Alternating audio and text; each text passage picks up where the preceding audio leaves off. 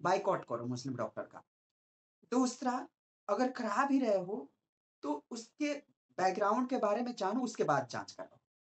दूसरी बात, अवेयर रहो, जागरूक बनो, जागरूक नागरिक बनो। भाईचारा निभा निभा कर देश के कई टुकड़े हो गए। पाकिस्तान, बांग्लादेश, म्यांमार, बाकी कितने हो गए, अभी भी भाईचारे की बात करते हैं। वेस्ट बंगाल में मैंने 5 साल रहा है, संदेश खाली और वो जो बाकी इलाके में सब घुमा है। इतनी जेहन में कट्टरता भरी है ना कि आप बोल नहीं सकते। आखिर ये सारे मॉडल का प्लान फरीदाबाद में क्यों हुआ? क्यों हुआ? क्योंकि वहां पे 65% मुस्लिम है। जो यूनिवर्सिटी था 2014 में ही खुला था, ज्यादा ओल्ड नहीं है। उसको फंडिंग विदेश से आती है। वो एक तरीके का हब सेंटर बन गया है। मैं तो आग्रह करूंगा कि उस यूनिवर्सिटी को या तो डिमोलिश करा जाए या सारे मैनेजमेंट को बदल दो, उसका नाम हटा दो, उसका नाम चेंज करो और उसमें जो कट्टरपंथी हैं उन पे गहन निगरानी रखो और कट्टरपंथियों को वहां से डिस्ट्रॉय करो। ये मैं आग्रह करूंगा और मुझे विश्वास है योगी जरूर करेगा ये चीजें। तीसरी चीजें, ये जो राइसिन नाम का जो ये दवा बनाकर लोगों को मारने की कोशिश कर रहा है, ये क्या कर रहा था? मोहब्बत की दुकान खोल रहा था। कैसे हम नाम, आखिर मैं भी गरीब हूँ, मुझे भी खाने के लिए हजार करोड़ रुपए नहीं आते। मेरे घर से जितने आते हैं उसमें सारे करते हैं, तो मैं क्यों नहीं आतंकवादी बन जा रहा हूँ? मेरे गांव में इतने भीख मांगने वाले लोग हैं तो वो क्यों नहीं आतंकवादी बन जाते? इतने गरीब है कि जो सुबह में खाया शाम को नहीं खाया, वो काहे नहीं गरीब बन जा रहा? वो काहे नहीं आतंकवादी बन जा रहा? वो हिंदू है इसलिए नहीं बन रहा। हमारे भी क्षेत्र के कई मुसलमान लोग इतने गरीब है, गरीब से भी गरीब है, मजदूरी करते हैं, खाते हैं, पीते हैं, शांत अमन की चैन की जिंदगी जीते हैं। वो लोग तो कभी आतंकवादी नहीं होते, वो लोग कभी नहीं होते। ये आखिर पढ़े लिखे लोग जम्मू कश्मीर के ही, और जिस लद्दाख वाले इलाके में और यूपी के जहाँ पे मेजोरिटी है वहां पर ही ये आतंकवादी क्यों होते हैं? वहां पर ही जखीरा विस्फोटक चीजें क्यों बरामद होती है? मैं ये पूछना चाह रहा हूँ। और मैं इस पे कोई अफवाह नहीं फैला रहा हूँ कि आप लोग ऐसा करो। मैं बस आप सभी को जागरूक करने और इस घटना पर अपनी संवेदना व्यक्त करने ही आया।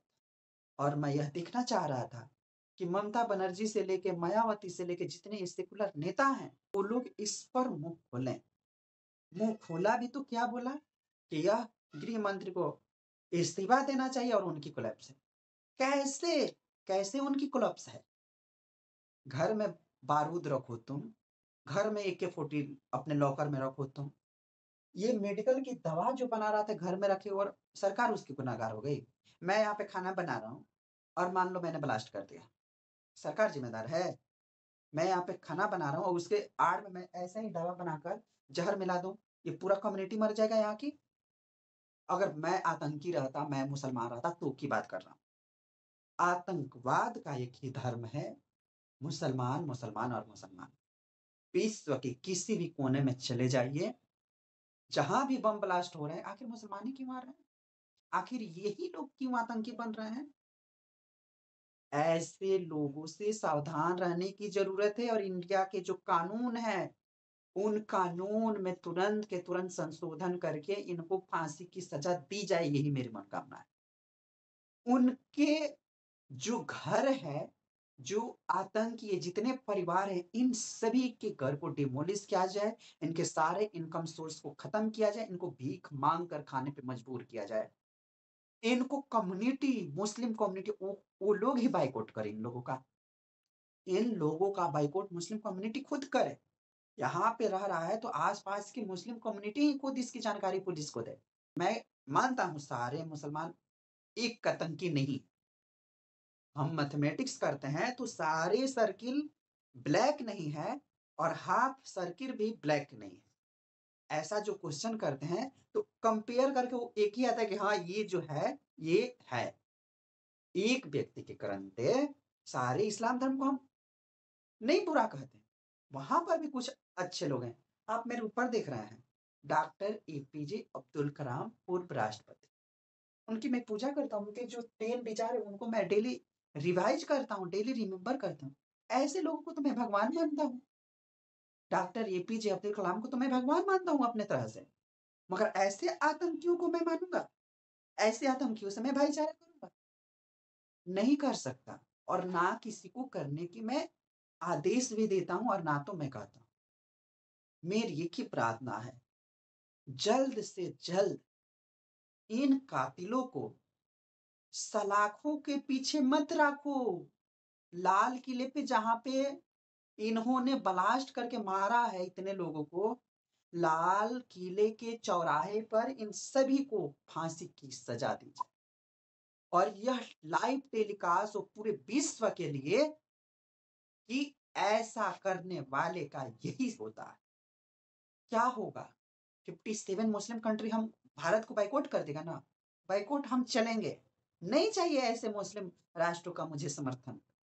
ऐसे लोगों का हमें समर्थन नहीं चाहिए, जो आतंकवादी पालते हैं, पैदा करते हैं तो आतंकवादी, जीते हैं तो आतंकवादी, पढ़ाई करते हैं तो आतंकवादी, गरीब रहते हैं तो आतंकी। आखिर इनके ज़हन में जो ये आतंकवाद भरा है, यह आतंकवाद का निपटारा कौन करेगा? भारत एकमात्र इकलौता देश है जो हिंदू है, सेकुलर है, उसके बावजूद भी 20% मुसलमान हर रोज हिंदुओं का कत्लेआम कर रहे हैं। इसके विपरीत देखो बांग्लादेश और पाकिस्तान में सारे हिंदू खत्म हो गए, या तो कन्वर्ट हो गए या तो कट गए। योगी ने ठीक ही कहा था, मैं उसका समर्थन करता हूँ, कटोगे तो बटोगे। इसलिए बोलता है, जो लोग जातियों में बंट गए वो कट ही गए। अभी जो ये तरह-तरह के आर्मियाँ खड़े हो रही है, भीम आर्मी, फलाना आर्मी, ढिमकाना आर्मी, मुसलमानों के तो समर्थन में पूरा, मुसलमानों की तरह से होकर हिंदुओं को कत्लेआम किया जा रहा है, उस पे कुछ नहीं बोलेगा। एक मुस्लिम पर एक सुई भी चुभ गई, ये भीम आर्मी का चिट्टू अपना पैंट शर्ट खोल के नाचने लगता है। ये है, इस कारण से भारत इतना हिंदुओं पे जुल्म हो रहा है, हिंदुओं पर इतना कत्लेआम हो रहा है। ट्राइबल है, इतने माइनर कम्युनिटी, उस पर कोई नहीं। माइनॉरिटी में ही अच्छा वाला माइनॉरिटी, 20% वाला कौन माइनॉरिटी होता है? 1% वाला ईसाई, 1% वाला बहाई, 1% 0% वाला सिंधवी, सिंधी का तो कोई बात ही नहीं करता। ऐसे लोगों से कुछ मतलब नहीं, बस बड़ा वाला वोट बैंक चाहिए। तो मैं यही आग्रह करता हूँ, इन लोगों को तुरंत के तुरंत फांसी दी जाए। यह संदेश जाना चाहिए कि भारत में जो कट्टरपंथ फैलाएगा, जो मुस्लिम आतंकी बनेगा, उसकी सजा यही है, यही है, यही है, लाल किला के पास फांसी। वीडियो टेलीकास्ट हो, पूरे मुल्क में यह जानी चाहिए। इसी के साथ मैं हेमवंता गुरुकुल चैनल, कथावाचक हेमंत कुमार जी महाराज और हेमवंता गुरुकुल किचन पर यह वीडियो अपलोड होगा। इसी के साथ आप सभी को जय श्री कृष्ण, जय महाकाल।